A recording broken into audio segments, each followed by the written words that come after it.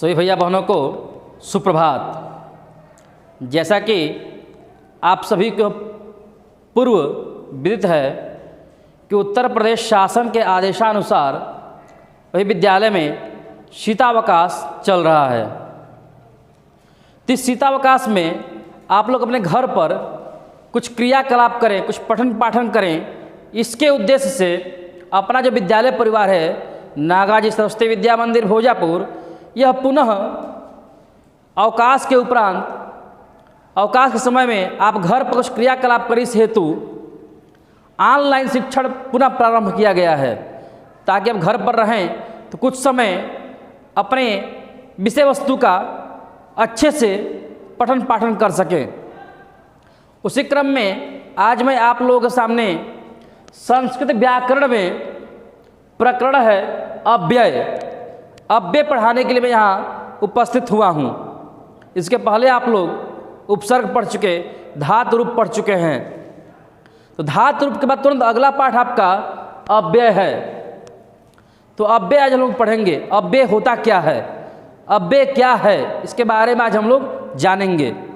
तो आइए परिभाषा देखते हैं कि अव्यय जो शब्द तीनों लिंगों, सभी विभक्तियों तथा तीनों वचनों में समान रहते हैं वे अव्यय कहलाते हैं। क्या परिभाषा है इसका कि जो शब्द, ध्यान से इसको सुनेंगे, जो शब्द तीनों लिंगों, सभी विभक्तियों तथा तीनों वचनों में समान रहते हैं वे अव्यय कहलाते हैं।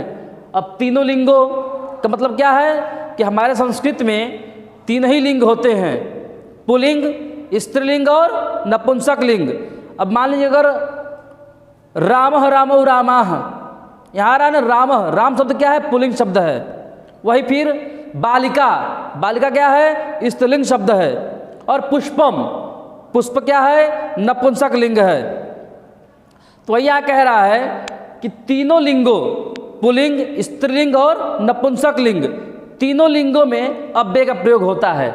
उसी प्रकार तीनों विभक्तियों, सभी विभक्तियों कह रहा है, यानी कि प्रथमा से लेकर के सप्तमी तक, क्योंकि संबोधन को लोग विभक्ति नहीं मानते हैं, तो प्रथमा से जैसे कि रामः रामौ रामः रामम रामो रामान, ठीक है, उसी प्रकार से सभी विभक्तियों में अव्यय का प्रयोग होता है।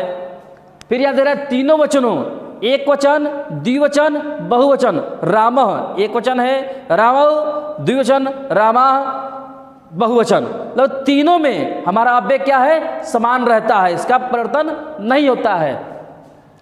तो यही कह रहा है कि जो शब्द तीनों लिंगों, सही विभक्तियों तथा तीनों वचनों में समान रहते हैं वे अव्यय कहलाते हैं। इसका उदाहरण देख लेंगे, यथा, तत्र, अत्र, कुत्र, सर्वत्र, अपि इत्यादि। ठीक है, इस पर आप लोग देखेंगे। अब यहाँ देखेंगे यथा हमारा क्या है, यह अव्यय है। यथा क्या है, अव्यय। यथा का अर्थ क्या होता है, जैसे। तत्र मतलब वहाँ, अत्र मतलब यहाँ, कुत्र मतलब कहाँ, सर्वत्र मतलब सभी जगह, और अपि मतलब भी।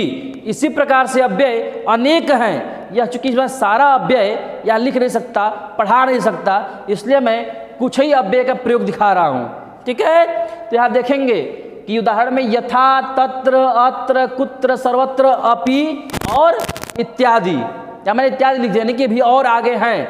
इसी को हम लोग, ये हमारा जो परिभाषा था, इसी को मैं अब संस्कृत में लिखा हूँ। देखेंगे श्लोक कि सदृशं त्रिषु लिंगेषु सर्वासु च विभक्तिषु वचनेषु च सर्वेषु यन्ये वेति तदव्ययम्।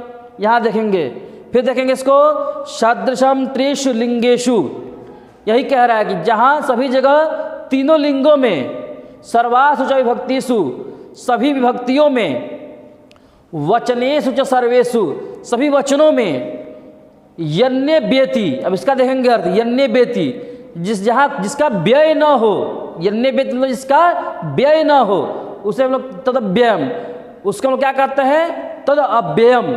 जब संधि विच्छेद करेंगे तो तद प्लस अव्ययम, तदव्ययम। ठीक है, तो वही हमारा अव्यय है, यानी कि जो तीनों लिंगों में, सभी विभक्तियों में, तीनों वचनों में जो समान रहते हैं उसे हम लोग क्या कहते हैं? अव्यय कहते हैं। श्लोक देखेंगे फिर से एक बार, सभी लोग श्लोक याद भी करेंगे। सदृशं त्रिषु लिंगेषु सर्वासु च विभक्तिषु वचनेषु च सर्वेषु यन्ये वेत्ति तदव्ययम्। ये हमारा क्या है? अव्यय का जानने का श्लोक, परिभाषा ही मान लीजिए संस्कृत में इसको, ठीक है। ये हमारा अव्यय बता रहा है कि अव्यय क्या होता है। अब उसी प्रकार से मैं यहाँ उदाहरण दिखाया ना आपको, यथा तत्र कुत्र अत्र कुत्र सर्वत्र अपि, अभी और भी है अव्यय। तो उसी प्रकार से कुछ अव्यय का मैं आप लोगों को अब वाक्य प्रयोग करके दिखा रहा हूँ कि इसका वाक्य प्रयोग कैसे करते हैं। तो देखिए पहला है सर्वत्र। मैंने पहला क्या लिखा है? सर्वत्र। सर्वत्र का अर्थ क्या होता है? सभी जगह। सर्वत्र का अर्थ सभी जगह। तो यहाँ दे रहा है, मैंने वाक्य प्रयोग किया कि ईश्वरः सर्वत्र अस्ति। ईश्वर क्या है? ईश्वरः सर्वत्र अस्ति। ईश्वर हमारे सभी जगह हैं, ईश्वर सभी जगह पर हैं। वैसे ही मान लीजिए दूसरा प्रयोग करना हो कि वायु सर्वत्र अस्ति। वायु सर्वत्र अस्ति। हवा क्या है? सभी जगह है। हवा जो है वह सभी जगह है। तो यानी कि सर्वत्र का प्रयोग हम लोग, सर्वत्र क्या हमारा है? अव्यय। अब यहाँ अव्यय क्या है? या मान लीजिए पूछ दिया कि ईश्वरः सर्वत्र अस्ति में अव्यय क्या है, तो हमारा सर्वत्र क्या है? यही हमारा अव्यय है। जो ये हमारा सर्वत्र है यह हमारा क्या है? अव्यय हो गया। उसी प्रकार दूसरा देखेंगे, अत्र। अत्र मतलब अर्थ क्या होता है? यहाँ। अत्र मतलब यहाँ। तो यहाँ देखेंगे वाक्य प्रयोग, अत्र पुष्पम अस्ति। अत्र पुष्पम अस्ति। यहाँ पुष्प है या यहाँ फूल है। तो अब यहाँ पे अव्यय क्या हुआ? हमारा अत्र हो गया हमारा अव्यय। अत्र पुष्पम अस्ति, यहाँ फूल है। उसी प्रकार अगला है तत्र। तत्र मतलब वहाँ। तत्र मतलब वहाँ। तो यहाँ देखेंगे इसका प्रयोग, वृक्षः तत्र अस्ति। वृक्षः तत्र अस्ति। वृक्ष क्या है? वृक्ष वहाँ है। तत्र मतलब वहाँ लिखा है ना, तो वृक्ष वहाँ है। वृक्ष कहाँ है? तो वृक्ष वहाँ है। तो यहाँ तत्र क्या हो गया? ये हमारा अव्यय हो गया। यहाँ अव्यय तत्र है। तो इसमें मान लीजिए सर्वत्र हुआ, इसमें अत्र हुआ, इसमें तत्र हुआ। अगला देखेंगे, इसमें अब है अगला चौथा नंबर पे अद्य। तो अद्य जो है ये भी हमारा क्या है? अव्यय है। तो अद्य का अर्थ क्या होता है? आज। अद्य का अर्थ आज। तो देखेंगे वाक्य प्रयोग, अद्य रविवासरः अस्ति। अद्य रविवासरः अस्ति। आज रविवार है। आज क्या है? रविवार है। तो अब इसमें अव्यय क्या हुआ? हमारा जो ये अद्य है ये हमारा अव्यय हो गया। उसी प्रकार अगला देखेंगे, यदा तदा। यदा तदा। अब देखिए यहाँ दो अव्यय आ गए एक साथ, इसको ध्यान से देखेंगे। यहाँ दो अव्यय एक साथ प्रयोग हो रहा है, एक ही वाक्य में दो अव्यय आ गया, यदा और तदा, जब और तब। यहाँ दो दो अव्यय का प्रयोग करेंगे, देखेंगे ध्यान से कि यदा तदा, जब और तब। यदा अहम अगच्छम तदा वर्षा अभवत। यदा अहम अगच्छम तदा वर्षा अभवत। जब मैं गया तब वर्षा हुई। ठीक है, जब मैं गया तब वर्षा हुई। तो यहाँ दो अव्यय हो गया, यदा और तदा। ये हमारा दो अव्यय का प्रयोग हो गया कि यदा अहम अगच्छम तदा वर्षा अभवत। जब मैं गया तब वर्षा हुई। ठीक है, अगला देखेंगे, एकदा। एकदा का अर्थ एक बार। एकदा अर्थ क्या आता है? एक बार। तो देखेंगे वाक्य प्रयोग, रामः एकदा वनम अगच्छत। रामः एकदा वनम अगच्छत।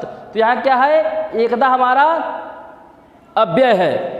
तो राम एक बार वन गए। ठीक है, राम एक बार वन गए। तो यहाँ एकदा क्या हुआ? हमारा अव्यय हो गया। अगला है अपि। अपि का अर्थ भी। अपि मतलब भी। तो यहाँ देखेंगे, अहम गणितम अपि पठामि। अहम गणितम अपि पठामी। तो यहाँ अपि क्या है, हमारा अव्यय है। इसका अर्थ देखेंगे कि मैं गणित भी पढ़ता हूँ। अब ये नहीं कहना है कि मैं केवल संस्कृत ही पढ़ता हूँ। अहम संस्कृतम पठामी तो है ये है, लेकिन अहम संस्कृतम पठामी गणितम अपि पठामी। अहम गणितम अपि पठामी, मैं गणित भी पढ़ता हूँ। अहम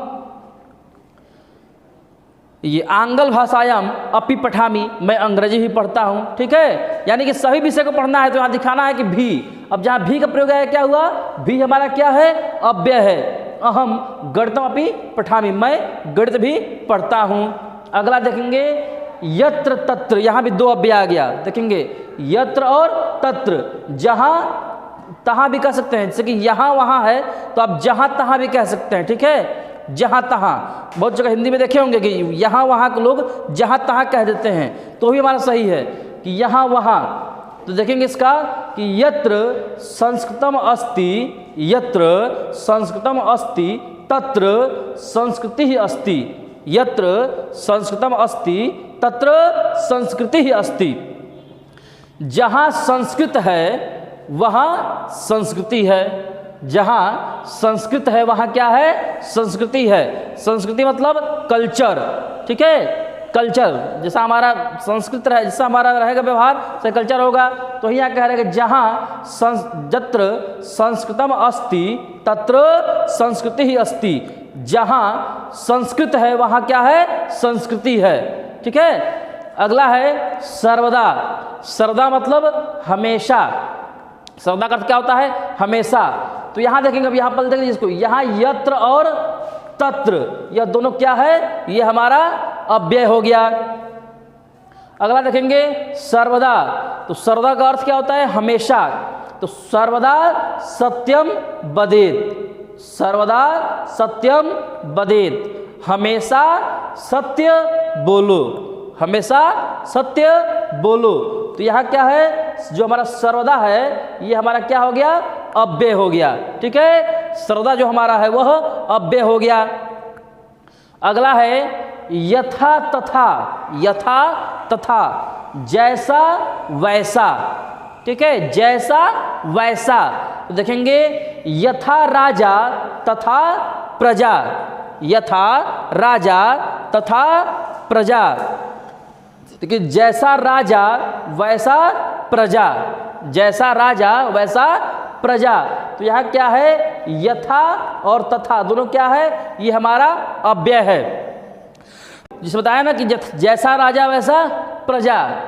तो यहाँ अब क्या है कि एक चीज़ देखना है कि अव्यय जो क्या है ना, कि अव्यय तो कई सारे हैं, लेकिन सबको लिखवा पाना ये पॉसिबल नहीं है कि सबको हम लिखवा सके आपको।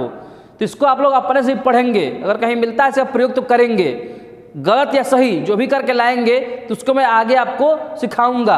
अपने से देखिए, संस्कृत क्या है ना कि संस्कृत अति सरला, संस्कृत क्या है, बहुत ही सरल है, लेकिन पढ़ने वालों के लिए, नहीं पढ़ने वालों के लिए बहुत कठिन है। ठीक है, तो आप लोग अपने से वाक्य प्रयोग करने का प्रयास करेंगे, लाएंगे स्कूल में, मैं देखूंगा, अगर जहाँ गलत रहेगा मैं संशोधन कराऊंगा।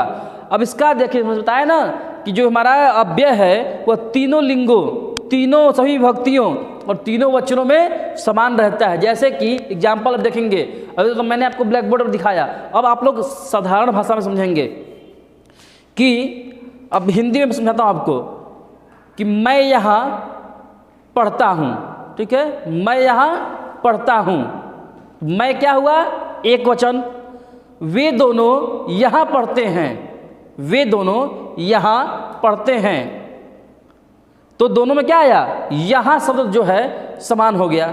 मैं यहाँ पढ़ता हूँ, तो मैं तो एक वचन हुआ, पढ़ता हूँ। ठीक है, वे दोनों यहाँ पढ़ते हैं, वे क्या हो गया, द्विवचन हो गया ना, द्विवचन हुआ। तो अब क्या हो गया, वे दोनों, जहाँ दो का प्रयोग हो वहाँ द्विवचन हो गया।